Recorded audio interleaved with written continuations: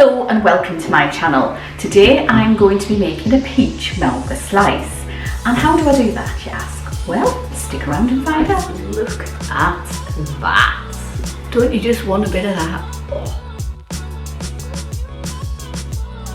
So first things first, what we need to do is put 300 grams of self-raising flour into a bowl.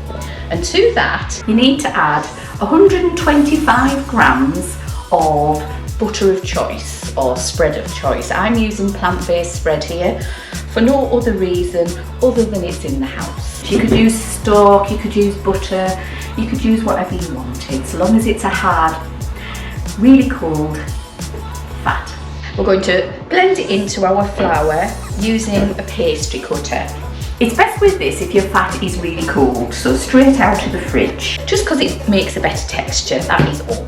Now you can do this by rubbing it between your fingers and your thumbs, that's not a problem. I just find a pastry cutter such as this one is a lot easier and quicker. And of course it stops the heat from your hands going in the mixture itself and softening the butter too much, which is what we don't want. This is a lovely recipe for the summer because we're going to be using some peaches and some raspberries. If you don't want to use peaches or raspberries, you could use something else. You could use apples, oranges, mandarins, nectarines, plums, whatever your heart desires. Check and see if we've got any lumps. Way to check to see if you've got any big lumps in your mixture, just give your bowl a shake and the lumps come to the top. And when you've got a fine breadcrumb consistency, it's time to add 125 grams of caster sugar. So pop that in. Give that a mix. Just fork it through. Make a well in the middle. And what we're going to do is take 3 large eggs and then using your fork that you used to put the sugar through your flour mixture, give it a whisk. Add them to our bowl. This is a super easy recipe, ideal when you're in a rush really. And we're going to get your fork in there and give it a mix. Get your fork in there, give it a mix. If it's looking a bit dry, add a little bit of milk. So I'm going to put a tiny bit in the bottom of my jug that had my egg in, just a little, just cover the bottom of there. Give it a swirl around to get rid of all the egg and then pop it in. So when you've got all of your ingredients pushed together, take an 8 by 12 baking tray and we're going to place tablespoons or spoonfuls across the bottom and spread it out. We do little daubs across the base of our tray, just makes it easier to spread. I'm going to use my fork to just spread it out a bit.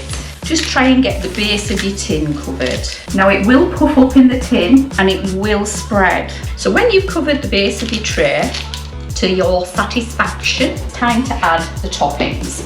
And I'm going to be using raspberry jam, some fresh raspberries and some peaches.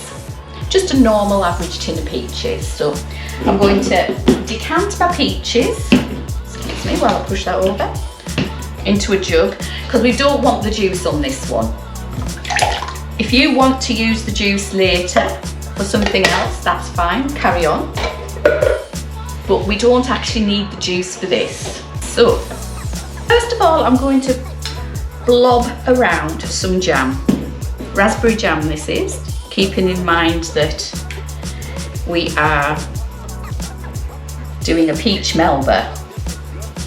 Peach Melba is peaches and raspberries, and it's about half a teaspoon of jam, give or take. If you want to add more, fine. If you want to. If you want to use a different jam, that's fine. You do what you want. Okay, once you've done that, it's time to add your peaches. Drain off your peaches a little bit, as much juice as you can, and I like to pop them just to the edge of the jam. And if you're anything like me, you will lose your peaches as you're doing this, because that's life. And just carry on along until you've completely sorted it, basically. basically, till you've got your peaches on each part of your jam. If you're using plums, you could add almonds to the mix, that would be good. I would miss out maybe 100 grams of your flour and add 100 grams of almonds. And maybe a teaspoon of almond extract would be nice with that. And the last thing is your raspberries, and I would just dot them in between each thing so that you have a little bit of fruit on each part of your cake. And we're going to put this into an oven, gas mark 4, for about half an hour until a skewer comes out and it's clean. So this is my Peach Melba slice. Look at that. Don't you just want a bit of that? Oh, lovely and light. So I'm just going to give it a try to see how it is. Of course, you've got to taste your stuff, haven't you? So let's have a look. Yum. I know I'm going to say that anyway, but